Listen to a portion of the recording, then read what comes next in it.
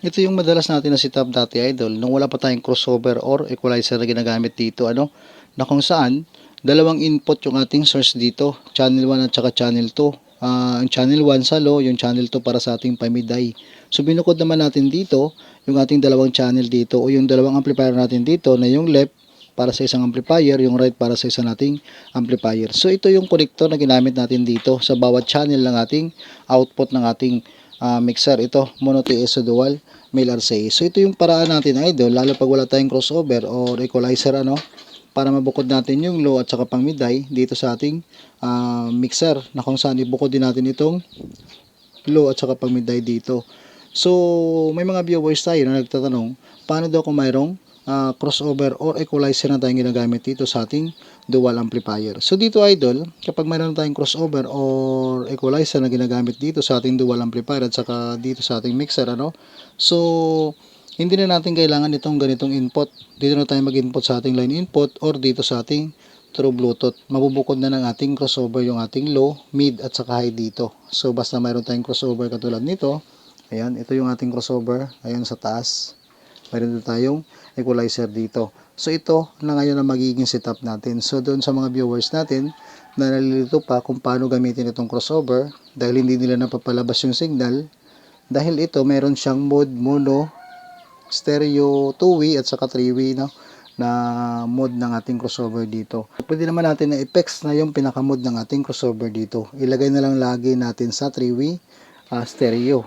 Kahit dalawa or tatlong amplifier ang gagamitin natin dito, pwede magamit itong stereo natin or 3-way stereo ng ating crossover dito. So limbawa ito, nakaangat yung dalawa na to. So naka 3-way stereo tayo dito. So ang pinagkaiba nito, kapag naka 3-way stereo tayo, lahat ng output na to, itong 1, 2, 3, low, mid at saka high, ng channel 1 at saka dito sa ating channel 2, magkakaroon siya ng output kapag naka 3-way stereo. Kapag naka 2-way stereo naman siya, ang output lang nito, low at saka high.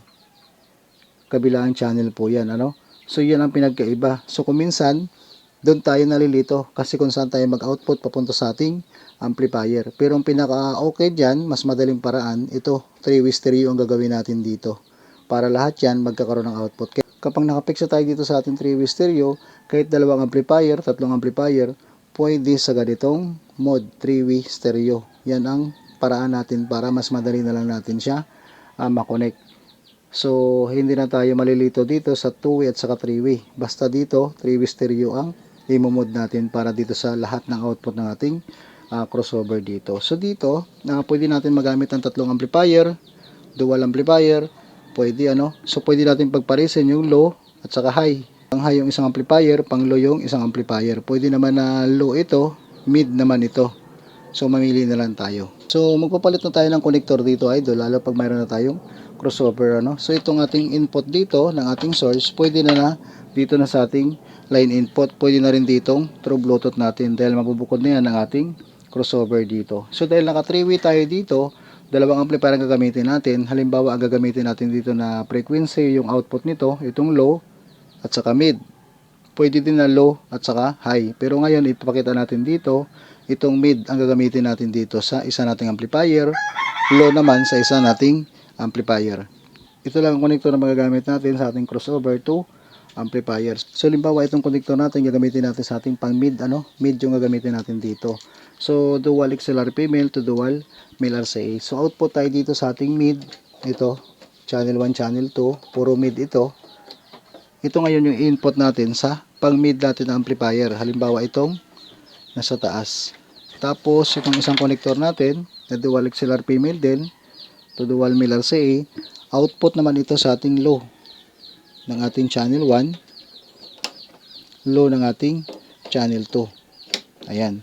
Magsasama din ito sa isa nating amplifier na pang low dito. Halimbawa, itong nasa baba natin.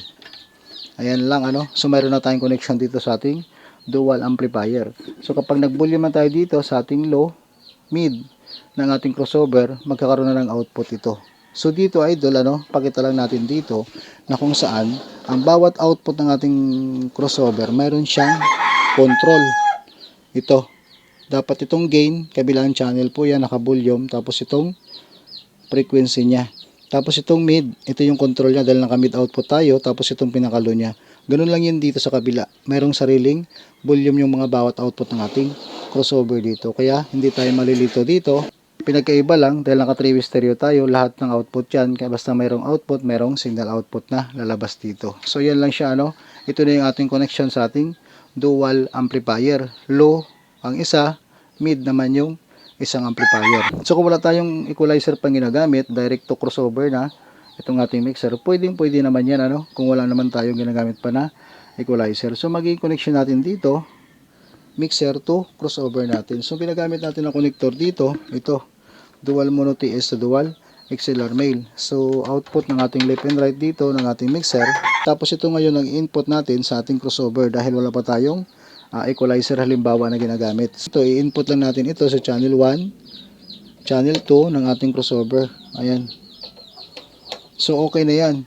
Mabubukod na natin yung ating low at saka pang mid dito. Pero kung mayroon na tayong equalizer na ginagamit, yung signal natin dito na nagagaling sa ating mixer, dito na siya sa ating equalizer. Yan. Tapos yung output ng ating equalizer, papunta na dito sa input ng ating crossover. So ito na ang gagamitin natin na connector. XLR na. XLR male to XLR female. Ito lang. Output lang natin ito sa ating equalizer, channel 1, channel 2. Tapos mag-input lang tayo dito sa ating crossover.